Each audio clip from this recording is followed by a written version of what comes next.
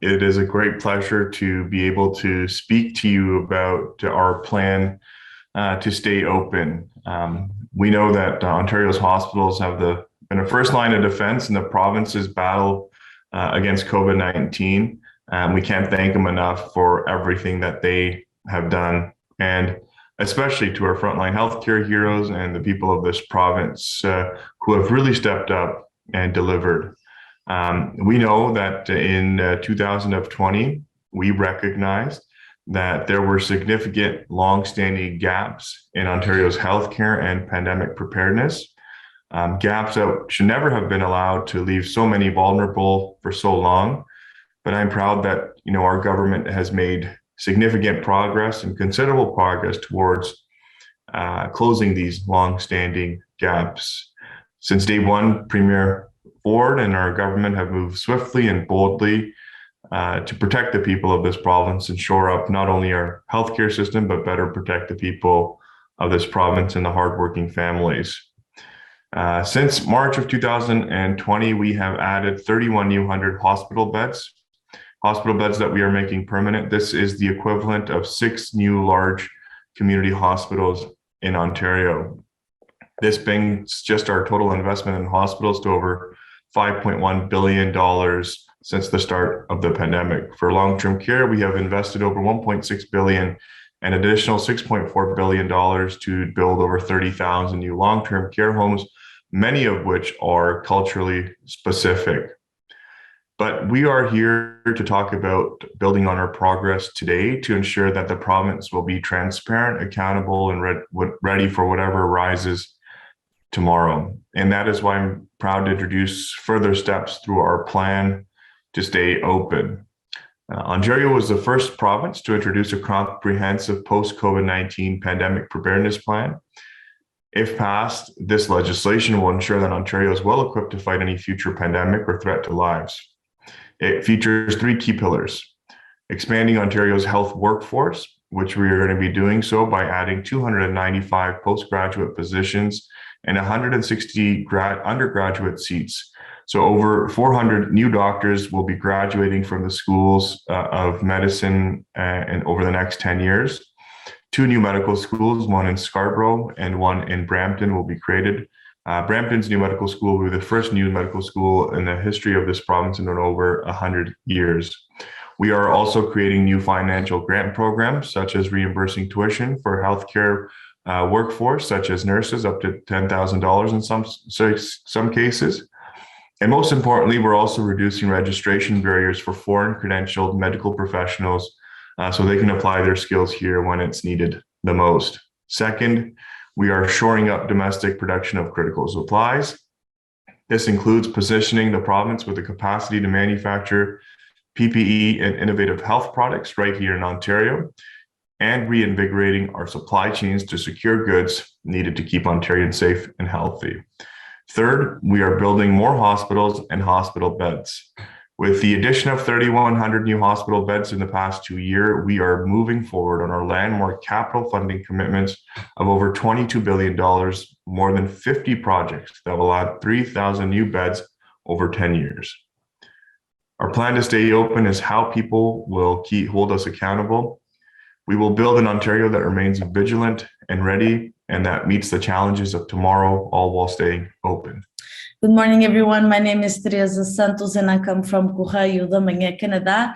Minister Sarkaria, in this plan, will there be a fund specifically to hire healthcare workers that can speak other languages, such as Portuguese, in our community, and to help accommodate those who English is not a first language, usually the senior community? Thank you. Thank you very much, Teresa. That's a great question. And, one of the programs across the province that we're working on quite a bit is culturally specific care.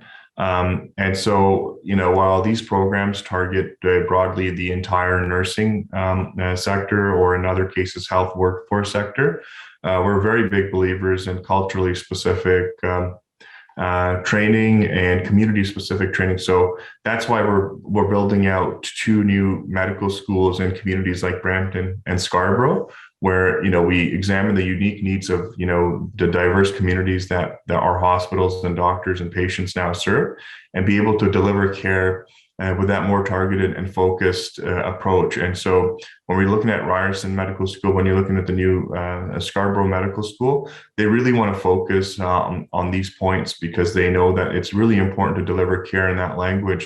And if you look at what our government has launched through our long-term care homes that we've built across the province, this has been a key component of it. The culturally specific, whether it be long-term care homes or the care that is able to deliver, we recognize that, especially in the elderly community, whether it be Portuguese, whether they be Muslim, whether they be Hindu, Sikh, Italian, that those elderly most often would like to be served or in a place where they can communicate in their language, have culturally appropriate food, and we've done that across the province, whether it be in Vaughan, Brampton, Mississauga, Milton, to deliver those very important needs and important care.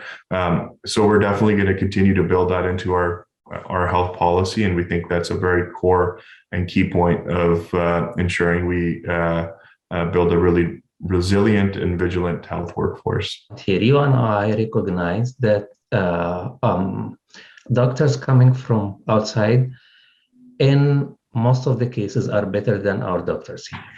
And you admit and recognize also that there are gaps. When we are trying to tackle these gaps, because they are taking us down all. No, you're Khalid. You're right. That's why we want to fix this, and we want to have, when we launch this piece of legislation, we want to make sure that everybody is consulted. Everybody that has gone through the process in the past, but sometimes it would have taken them 10 years, 5 years. We want them to be a part of this discussion as well. Because there will be accreditation in this province, but we need to give them a pathway to do this in with certainty as well, right? So if they know that this is the process, this is what we need to do, this is what tests I need to do, this is what exams I need to pass, and now I'd even be in some circumstances, like the College of in some we have some colleges in the province of Ontario that have also started offering tests in their specific languages. So if you, for example, are from a Chinese community and you want to write your test in Chinese, and that gives you the ability to work, and we'll look at those type of measures as well to help speed that process up. Our intention is to get as many doctors that are in our workforce here, nurses, PSWs that are in our workforces here, into the healthcare system, and we're very confident we'll be able to do that with this piece of legislation and with this piece of and the consultations that will continue in the future.